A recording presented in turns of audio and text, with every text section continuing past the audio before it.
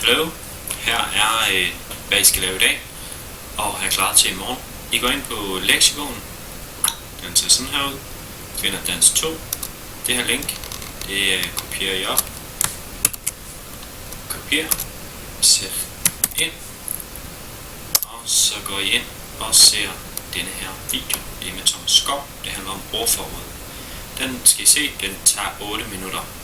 Når jeg har gjort det, så går I ind på den her, danskgyldendal.dk, under træning, klikker I på grammatik, og så skal vi ned og lave øvelser om substantiver, adjektiver og verber.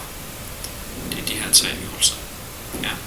Så start fra oven her, og så foreslår jeg, at I begynder med sammensætninger, men hvis man er i tvivl om nutidsr, så går man ind og arbejder med dem her.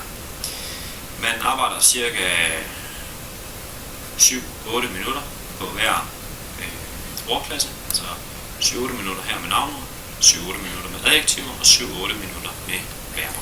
Så kommer man hele vejen igennem. Jeps, det er lektien til i morgen.